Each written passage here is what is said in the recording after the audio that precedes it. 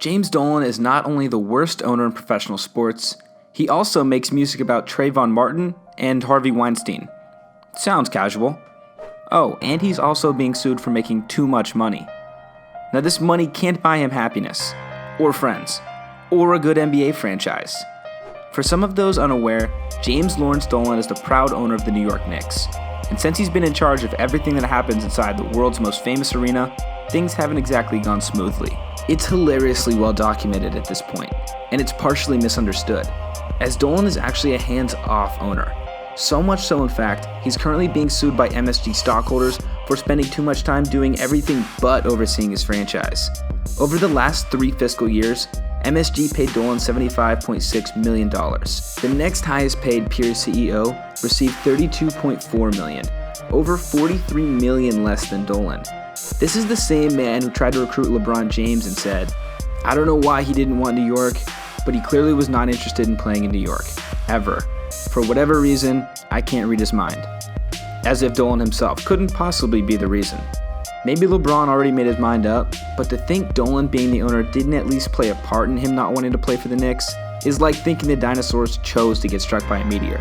Since then, Dolan has gone on to feud with beloved Knicks cornerstone Charles Oakley, once also banning him from MSG, as well as hurling out fans who yelled mean things towards his general direction.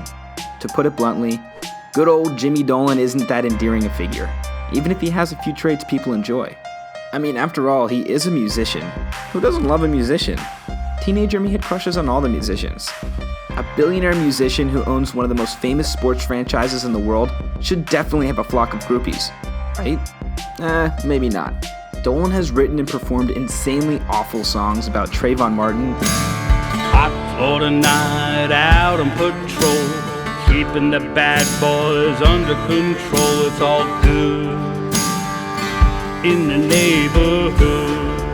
And how he could have been the man who stopped Hollywood sexual predator Harvey Weinstein.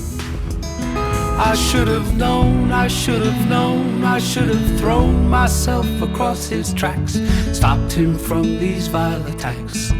I should have known. You can't make this stuff up. Now to be clear, and I mean Knicks cap space clear, Dolan being a mix between a dweeb, elitist, and swarmy goofball doesn't make him a bad NBA owner. Instead, it's because he's just actually a bad NBA owner. Dolan once kept bringing back former Pistons star Isaiah Thomas over and over again, in varying roles, despite a multitude of failures and sexual assault claims. In fact, how did Dolan react to news of his pal IT being accused of improperly treating a woman? Not only did he stand by Thomas, but he eventually handed him the keys to the New York Liberty. While that should turn your tummy over a few times, here's even more examples of the man failing to have a vision and just winging it. From 2002 through 2017, the Knicks have had 10 different head coaches.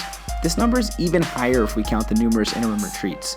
But we won't, because we'd like to not get banned from Madison Square Garden forever. Now there is good news. The Knicks recently hired David Fizdale as head coach.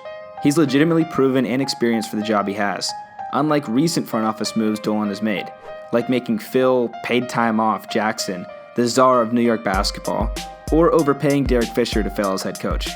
Also, there are constant rumors of him selling the team.